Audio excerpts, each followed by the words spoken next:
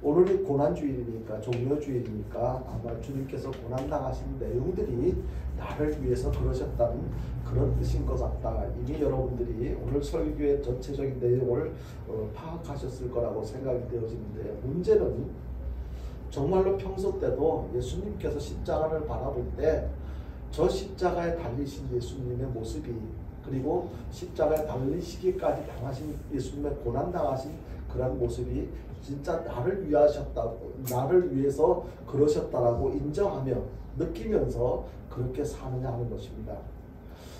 비록 그렇게 살지 못했다 할지라도 오늘 이 말씀을 들으시면서 정말로 예수님께서 나를 위해서 정말로 그렇게 온갖 수고를 겪으시고 고난을 당하셨구나, 이런 것을 다시 한번 느끼면서, 그렇다면 나를 위해서 예수님께서 그렇게 사셨는데, 그런 결과를, 그런 수모를 당하셨고 고난을 겪으셨는데 나는 어떻게 살았고 앞으로는 어떻게 살아야 될 것인가, 이것이 정리되어져야 될 것이고, 그리고 삶을 통해서 그러한 결심이 삶을 통해서 증거로 나타나야만 될 것이라고 생각합니다.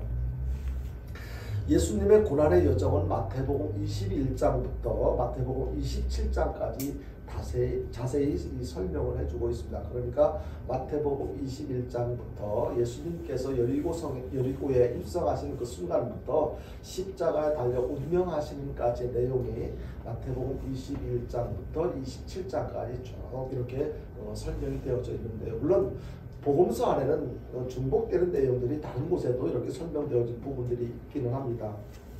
여러분들이 잘 아시는 바와 같이 오늘은 고난주간의 시작전 종료주일입니다. 그래서 고난주일이 이제 내일부터 고난주간의 시작이 되는데, 그래서 오늘을 종료주일이라고도 하고, 예수님께서 예루살렘 성에 입성하실 때 그 군중들이 종려나무 가지를 꺾고 흔들고 예수님을 환영하셨던 것을 근거로 해서 종료주일이라고도 하고, 그리고 고난이 시작되는 시작되기 전의 날이라고 해서 고난주간이라고 그렇게 부르기도 합니다. 예수님께서는 아시는 것처럼 나귀 새끼를 타고 예루살렘에 입성하셨습니다. 왜 그 많은 짐승들 가운데서도 더 크고 더 편안한 그런 짐승들도 지금처럼 뭐 좋은 차들은 없었던 것을 우리가 알고 있으니까 그것은 뭐 비교하지 않더라도 짐승 가운데서도 정말로 더 튼튼하고 크고 편안한 그런 짐승을 탈 수도 있으셨을 텐데, 왜 하필 새끼 나귀를 타시고 평화의 왕으로 예루살렘에 입성하셨나? 그것은 예수님의 겸손함을 이렇게 보여주기 위한 그런 모습이었다는 것을 우리들이 잘 알고 있습니다. 마태복음 21장 1절 이하에서 그 내용을 설명해 주고 있는데요.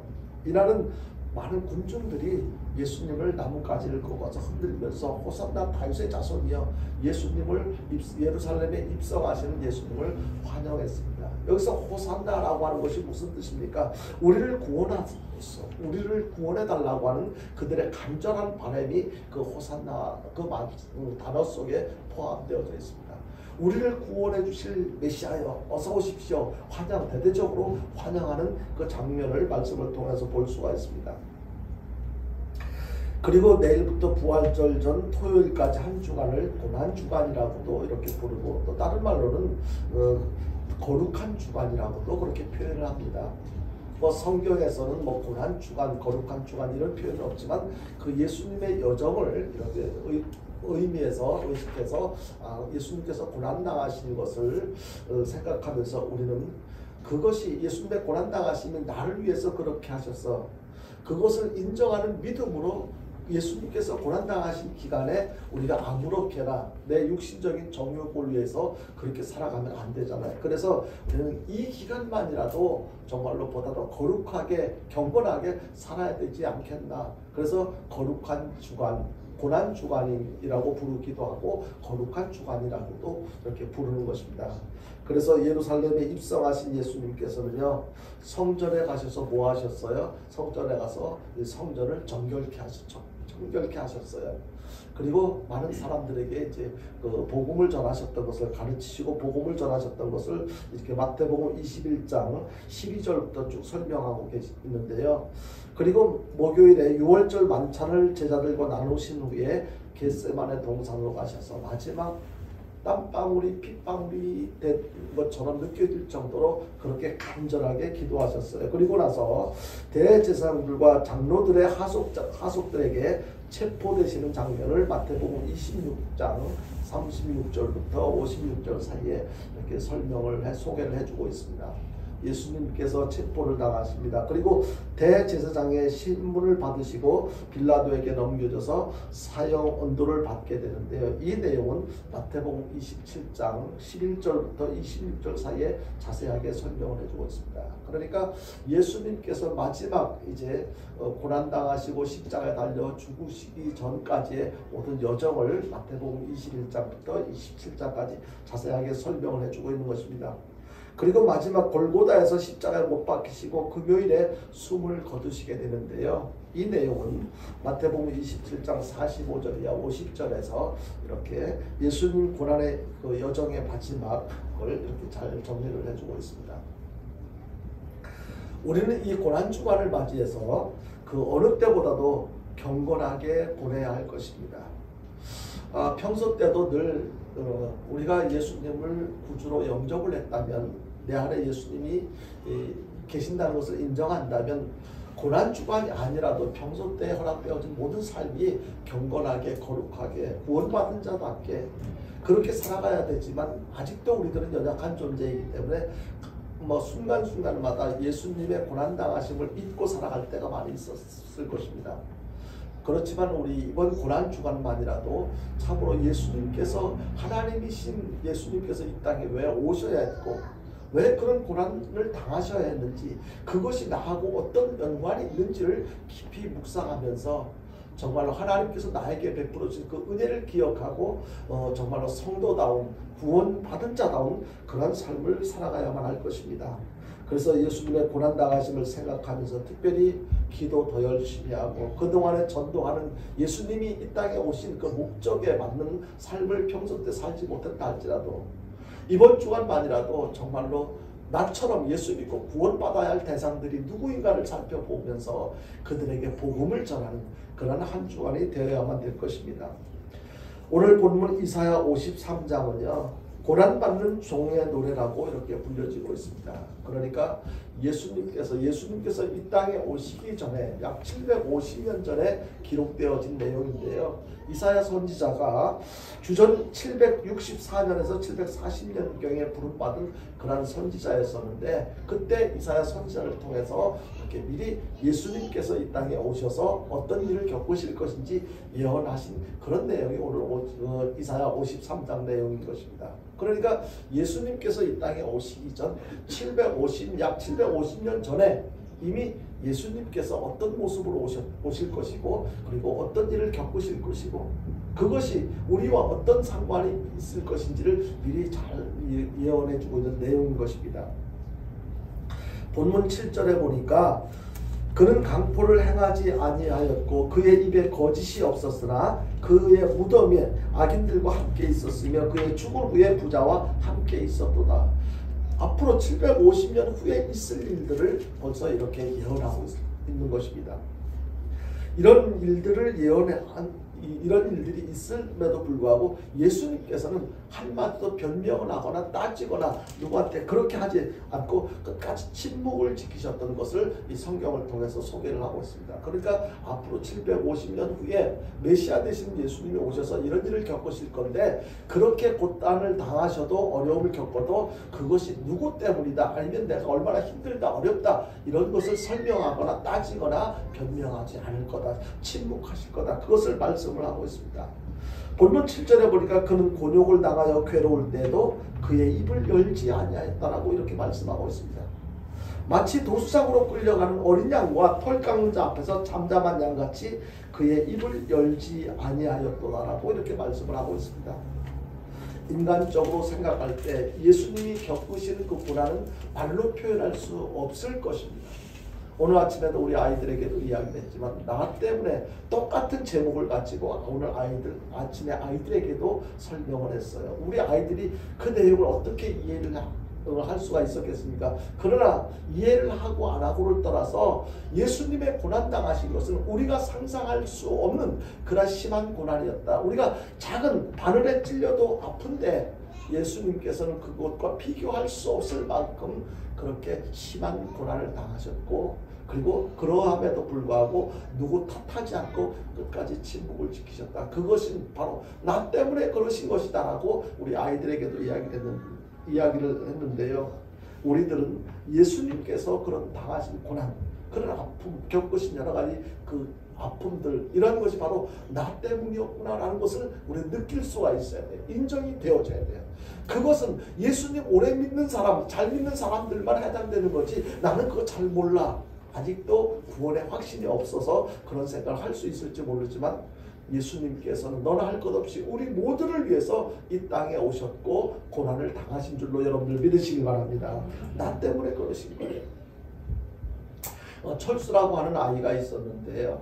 이 아이는 엄마하고 둘이 살고 있었어요. 근데 이 엄마는 시장에서 아주 경제적으로 어려우니까 시장에서 작은 노점상을 하는데 이렇게 늘 집에서 물건을 갖다가 아침이 되면 시장에, 그래 자기 가게도 없어요. 그냥 자판을 조금 펼쳐놓고 이렇게 물건을 팔고 그런 엄마인데, 이 엄마가 아직도 젊은데도 불구하고 항상 얼굴 한쪽을 이렇게 수건으로 가리고 장사를 하는 거예요. 왜냐하면 이 철수라는 아이가 어렸을 때부터 보아온 엄마의 얼굴이 아주 평범한 정상인의 얼굴 모습이 아니고 화상으로 인해서 아주 흉측하게 일그러져 있어서 그것을 수건으로 가리고 한쪽 부분만 이렇게 살며시 내놓고 이렇게 장사를 하면서 이 돈을 조금씩 벌어서 철수하고 둘이 살았어요. 그래서 이 철수라는 아이는 그런 엄마가 부끄러운 거예요.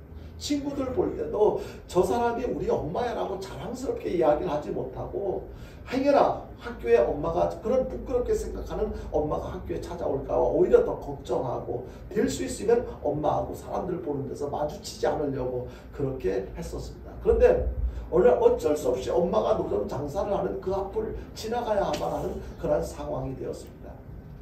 근데 그때 될 수 있으면 그 앞을 지나갈 수밖에 없어서 할 수 없이 지나가긴 하지만 엄마하고 가능하면 눈이 안 마주쳤으면 하는 그런 바람으로 이렇게 슬금슬금 지나갔지만 엄마하고 눈이 마주친 거예요.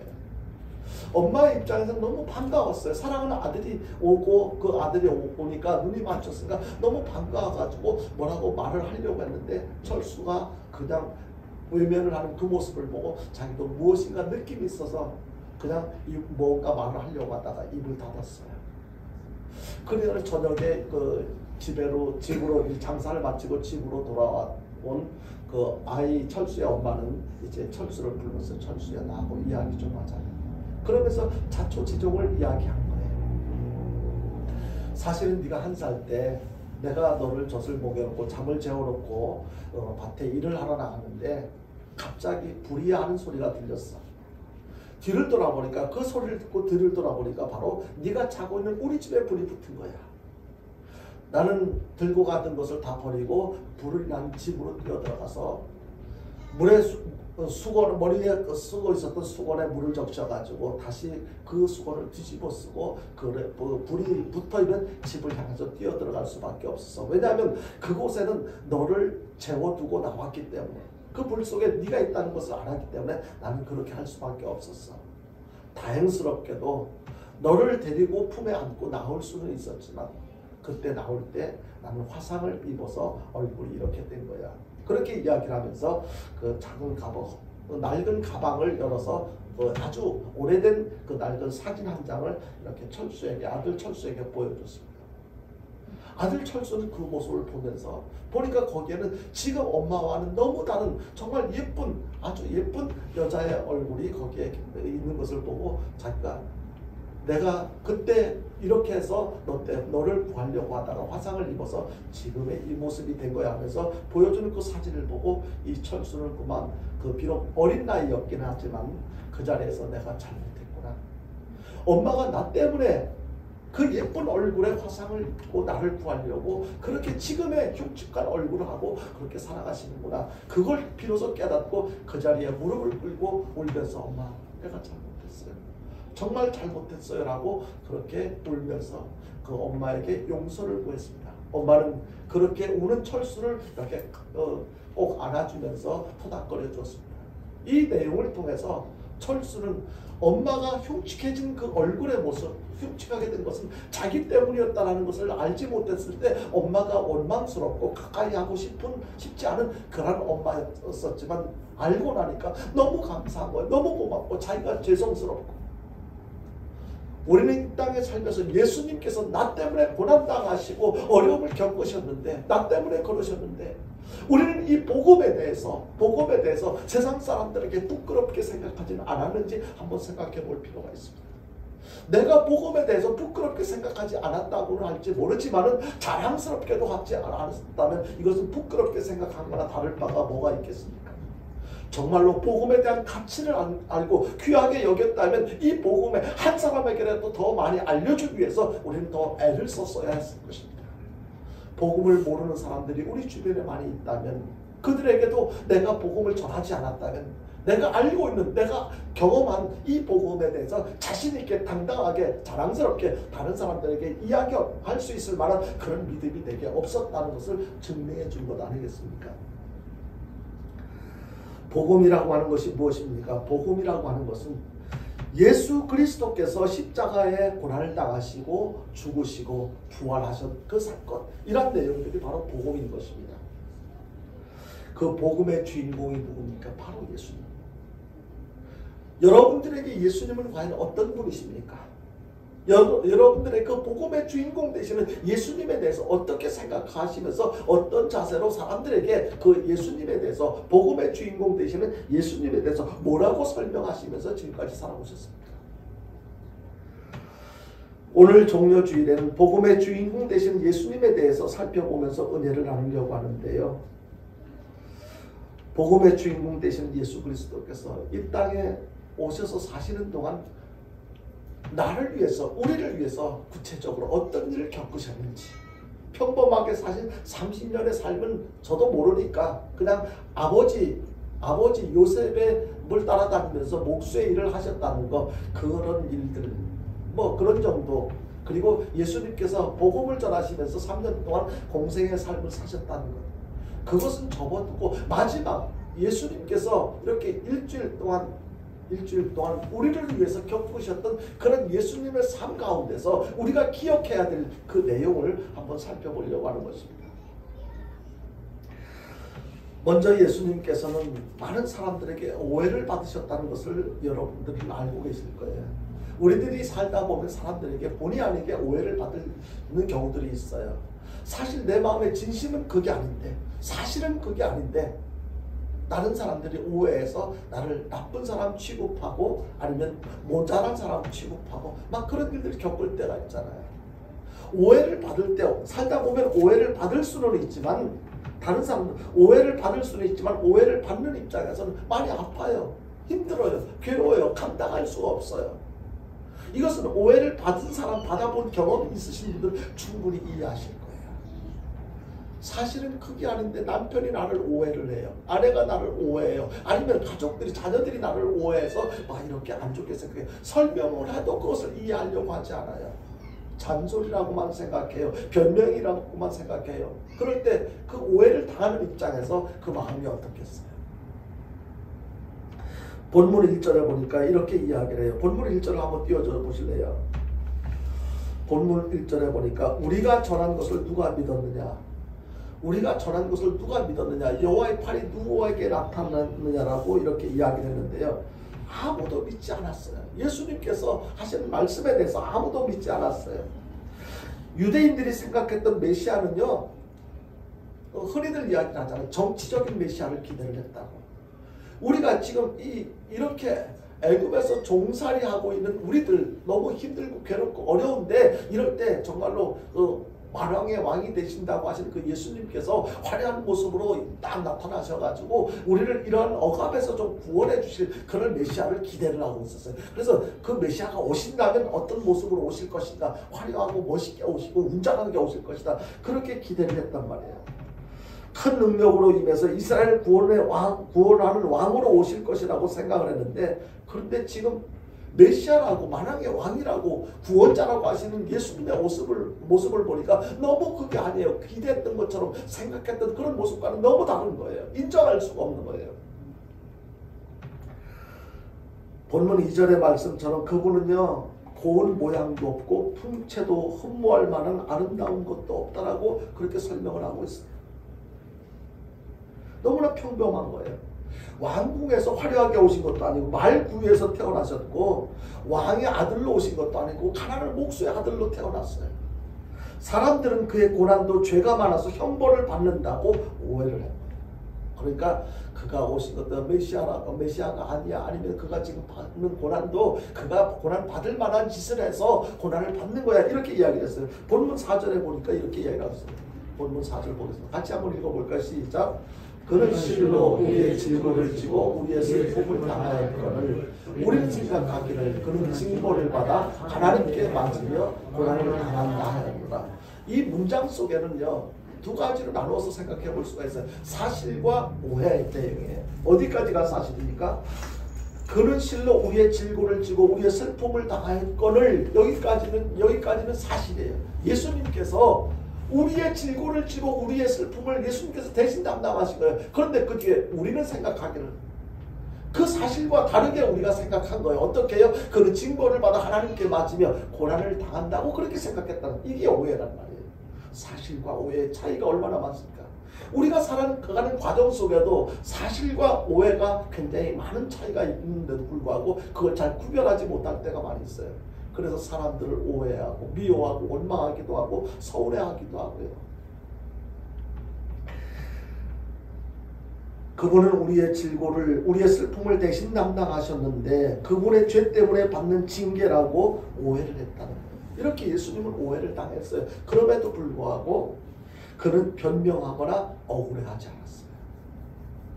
우리 사람들은 오해를 받을 때 우리는 어떻게 해요? 그 사람을 이해를 시키려고 찾아가서 내 말 좀 들어봐, 그건 사실 그게 아니야 라고 막 설득하고 이해하고, 그럴 때 사람들이 그 이야기를 귀담아 듣습니까? 이 인간 또 변명하네, 뭔 잔소리가 이렇게 많아, 그냥 조용하게 자기가 저지른 일에 대해서 책임을 지지, 이렇게 그냥 막 이렇게 밀어붙일 때 그때 얼마나 속상합니까? 그래도 끝까지 그 해명을 하려고 나름대로 애를 써요. 예수님께서는 그렇게 하시지 않았어요.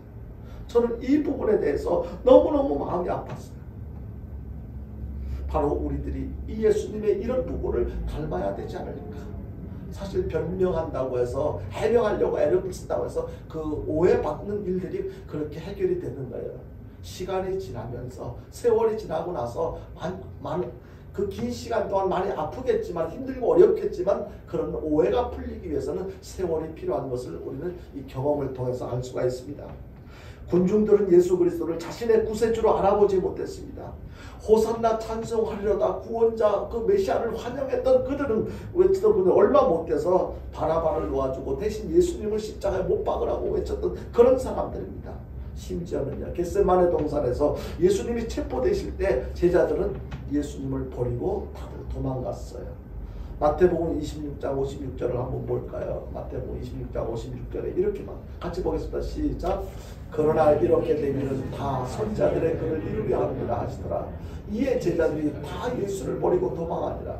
여기에 문제는요, 그 정말로 3년 동안 예수님을 따라다녔던 그 제자들 중에 한두 사람이라도, 한두 인간이라도 남아서 예수님 지금 얼마나 아프십니까? 제가 대신 좀 예수님께서 당하시는 그 고난을 제가 조금이라도 대신 담당해 주겠습니다. 이런 제자들이 없이 여기 어떻게 했다고요? 모두가 다 예수님을 버리고 도망했다. 저는 이 부분을 묵상할 때요, 너무 아팠어요.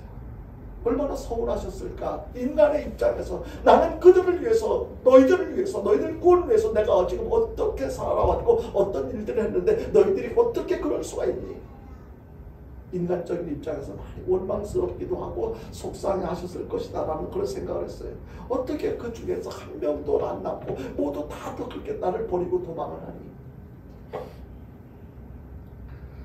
여러분요, 여기서 우리가 꼭 기억해야 될 것은요, 우리들 가운데도 지금은 예수님이 나의 구주라는 것을 확실하게 선언할 수가 있을지 모르겠지만, 성령 충만하기 전에는요, 예수님의 제자들이 다 예수님을 버리고 도망했던 것처럼 우리들도 역시 마찬가지라는 거예요.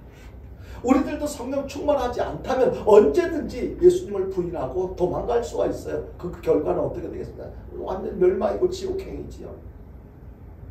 다행히 예수님의 그때 예수를 버리고 도망갔던 제자들이 성령을 받고 나서는 변화되어진다. 회개를 하고 변화되어진다.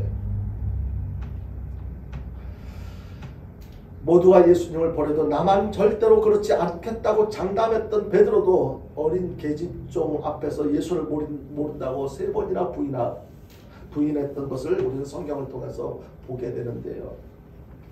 제자들에게 버림당한 것, 그것은 그렇다 치더라도 심지어는요, 예수님의 가족들조차도 예수님을 배신을 했어요.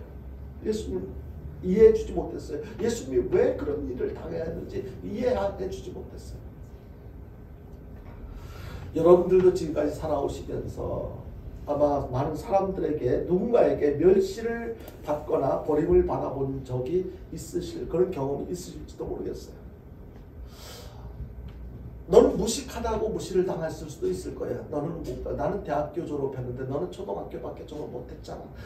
나는 이걸 알고 있는데 너는 저것도 모르잖아. 그런 식으로 무식하다고 무시를 당한 적도 있었을 것이고, 나는 이런 것도 갖고 있는데 너는 이것도 없잖아. 그러면서 무시를 당해본 적도 있을 거야. 우리 부모님 어렸을 때는 그렇잖아요. 우리 아버지는 어떤 위치에 있는 분이야. 누구누구야. 근데 너네 아버지는, 저는 아직도 기억하는 것이, 예비군 제도가 처음 생겼을 때 제가 초등학교 그때 6학년 때가 아마 그랬을 거예요. 그때 예비군 제도가 처음 생겼을 때 학교 운동장에서 예비군 훈련을 받았어요. 예비군 훈련을 받는데 그때는 총이 없어가지고 지게 작대기를 가지고 총검을 훈련을 하는데, 우리 아버지는 6.25 전쟁 때 1등병, 그러니까 짝대기 두 개 때 부상병으로 의가사 제대를 했어요. 그러니까 군생활도 제대로 하지도 못하고, 훈련도 그때 당시 전쟁 때니까 막 훈련도 제대로 받지 못하고 막 이렇게 입대를 했다가 그나마도 정상적으로 제대로 한 게 아니라 부상으로 의가사 제대를 했는데, 그러니까 총검술할 때 어떻게 했겠어요? 이거 찔러 뒤로 돌아 이런 걸 할 때 지게작대기 갖고 하는데, 저는 지금도 그 모습을 잊지를 못하는 거예요. 제대로 못하니까 다른 사람이 돌을 때 우리 아버지는 이렇게 좌로 찔러 우로 찔러 이렇게 할 때 다른 사람 앞에서 요구하는 대로 구령에 맞춰서 하지 못하니까 반대를 하니까 옆에서 친구들이 네 아버지 저것도 못하네. 옆에서 웃는 거예요. 저는 창피했어요. 우리가 살다 보면 다양한 내용을 가지고 놀림을 당할 수가 있어요. 무시를 당할 수가 있어요. 그럴 때 우리는 어땠어요? 우리 막 속상했잖아요. 여러분요, 인간적으로 생각해 보면은요, 누구에게 배우지 못했다고 또는 무엇이 없어서 멸시를 받아보고 수모를 당했을 때 그럴 경우에 얼마나 억울했겠어요. 그러나 슬퍼하지 마십시오. 예수님께서도 수모를 당하셨어요. 예수님께서도 버림을 당했어요. 제자들한테, 그리고 가족들한테까지요. 그렇다면 우리들이 겪은 그 수모, 무시는, 이건 비교할 바가 못 되겠습니다고요. 누군가의 버림당한 경험이 있다면요, 그때 가슴이 찢어질 것처럼 아팠을 거예요. 그러나 예수님께서 그 버림당하신, 예수님께서 억울함을 당하신 그 내용과 비교를 해본다면 우리 얼마든지 견딜 수가 있어요, 여러분. 우리 주님께서도 가장 믿었던 사람들에게 버림을 당하셨습니다. 그런데 여기서 주님은 왜 버림을 당하시고 왜 그런 아픔을 겪으셔야 합니까? 그 이유가 무엇이냐? 바로 나 때문이라는 거예요. 바로 우리 때문이라는 거예요. 그분은 그런 일을 겪지 않아도 되시는데 바로 나 때문에 그러셨다는 거예요. 이것이 가슴속으로 마음속으로 느껴져야 돼. 예수님께서 그런 수모를 당하신 건 나 때문이야. 배신과 버림을 당하셔도 그분은 입을 열지 않았고 침묵을 하셨어요. 내가 너희들 때문에 내가 너희 인간들 너희들을 구원하기 위해서 내가 이렇게 고난을 당하는 거야. 이런 말씀 하시지 않았어요. 그렇게 따지 변명하시지도 않았어요. 뭐라고 성경을 말씀합니까? 마치 도수상으로 끌려가는 어린 양처럼 털깎는 앞에서 잠잠한 양같이 했다라고 성경을 말씀하고 있습니다. 그리고 예수님께서는요, 대속의 고난을 당하셨는데요, 대리의 고통을 당한 거예요. 대리적 형벌을 당하는데요, 본문 5절이야 6절에서 이렇게 말씀하고 있잖아요. 본문 5절부터 6절까지 우리 한번 다시 한번 볼까요? 같이 봅니다. 시작. 그가 찔림은 우리의 허물 때문이요, 그가 상함은 우리의 죄악 때문이라. 그가 징계를 받음으로 우리는 평안을 누리고 그가 채찍에 맞음으로 우리는 나음을 받았다. 우리는 다 양 같아서 그릇 행하여 각기 제 길로 갔거늘 여호와께서는 우리 모두의 죄악을 그에게 담당시키셨다. 여러분요, 그분의 찔림은요, 그분이 창에 찔리고 가시에 찔리고 온갖 그 고통을 겪어야 했던 것은요, 그분이 스스로 그럴 만한 짓을 해서가 아니라는 거예요. 바로 나의 허물 때문에, 나의 죄 때문에. 이것이 느껴져요. 진짜 예수님을 믿는다면 이것이 느껴지고 인정되어지고 느껴져야 돼요. 나 때문에 예수님께서 장에 찔리고 가시에 찔리고 채찍에 맞는 것이 보여져야 돼요. 느껴져야 돼요. 마음속에 느껴져야 돼요. 그 고통스러움을 내가 느낄 수가 있어야 돼요. 허물이 무엇입니까? 하나님의 법을 어긴 것을 허물이라고 합니다. 그의 몸이 창에 상한 것은 우리의 죄 때문이라고 성경을 말씀하고 있습니다. 예수 그리스도의 대속의 고난을, 예수님께서 대속의 고난을 당하시던, 다시 말해서 대리적 형벌을 받으신 거예요. 예수님께서 누구를 대신해서? 나를 대신해서. 요한복음 1장 29절에서 세례 요한은 예수님을 가리켜서 이렇게 말씀하고 있습니다. 같이 보겠습니다. 시작. 이튿날 요한은 예수께서 자기에게 나오심을 보고 이르되 보라, 세상 죄를 지고 가는 하나님의 어린 양이라. 예수님을 보시면서, 아직까지 이때는 예수님께서 고난을 당하시기 전이거든요. 그런데 예수님이 오시는 모습을 보고 예수님을 향해서 세상 죄를 지고 가는 하나님의 어린 양이다라고 그렇게 말하고 있습니다. 그렇습니다. 예수님은 유월절에 어린 양으로 오신 거예요. 여러분들, 유월절에 어린 양이 무슨 의미인지 다 아시잖아요. 애굽에서 종살이하던 이스라엘 백성들을 구원하기 위해서 하나님께서 이스라엘 백성들을 이끌고 나오려고, 모세를 지도자로 세워서 나오려고 할 때 바로 왕이 금방 원하는 대로 그냥 금방 내보내지 않아가지고 10가지 재앙을 내리잖아요.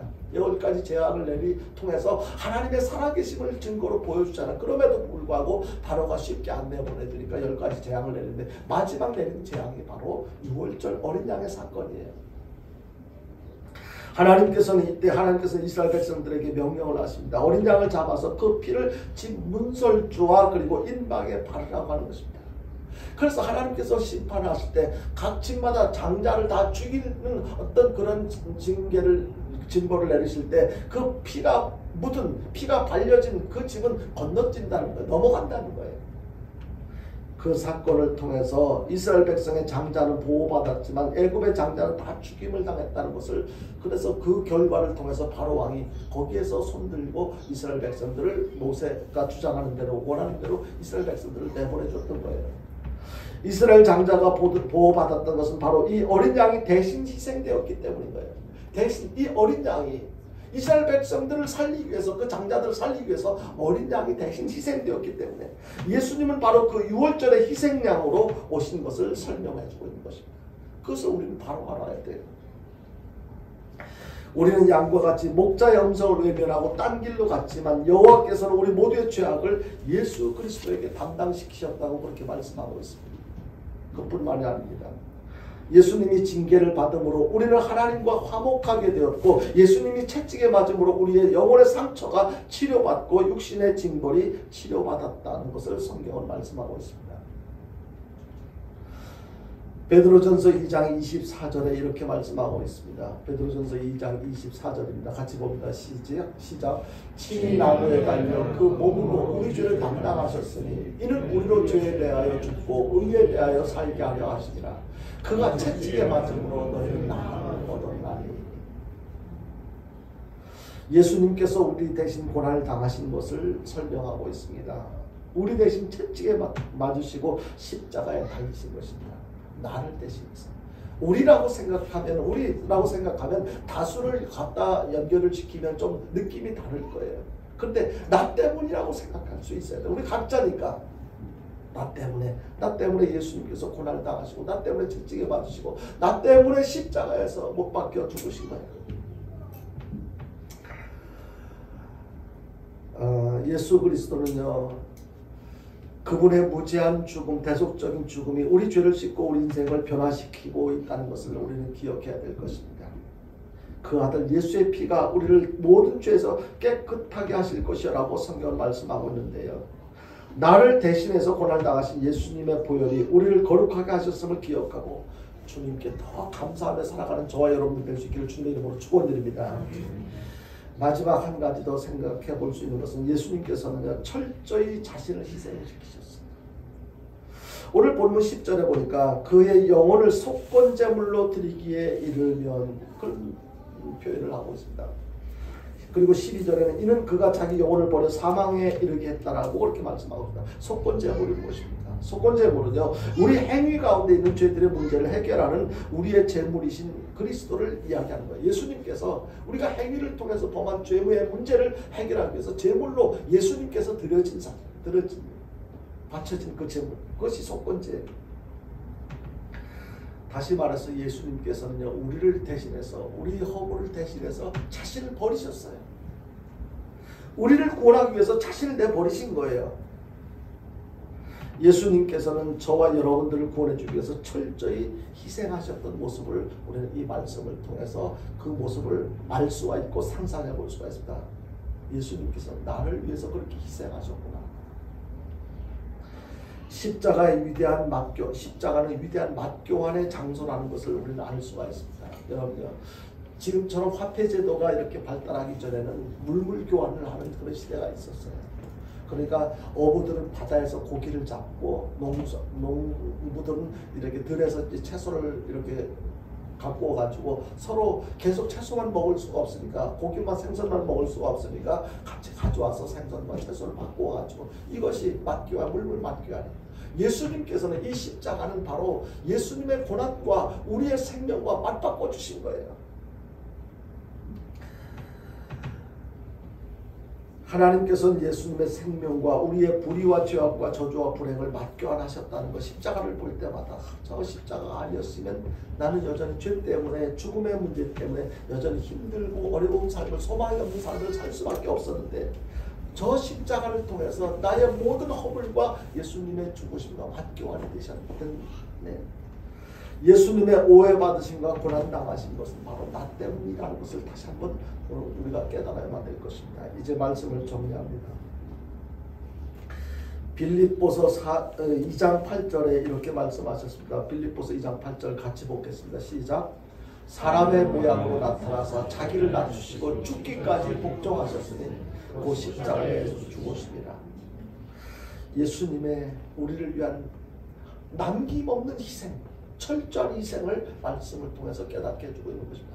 나를 구원, 내가 뭐라고, 내가 무슨 가치가 있다고, 나 같은 걸 살리기 위해서 그렇게 최후의 한순간 하나도 남김없이 마지막 피 한 방울, 물 한 방울 다 쏟으시면서 그렇게 희생을 하셨는가. 예수님의 철저한 희생.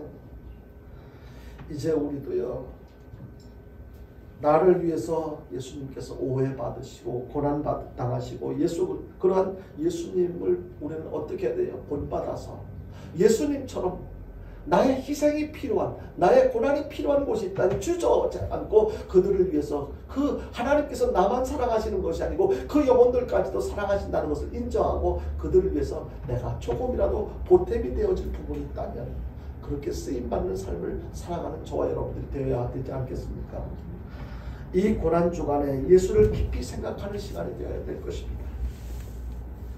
그리고 그분이 사랑하셨던 영혼들을 향해서 우리는 망설임 없이 나아가야 할 것입니다. 이러한 일을 통해서 예수 그리스도 남은 고난을 우리들이 점점 채워가는 그런 귀하고 복된 기간이 되어질 수 있게 되기를 주님의 이름으로 축원드립니다. 우리 찬송 한 장 부르고 기도하겠습니다.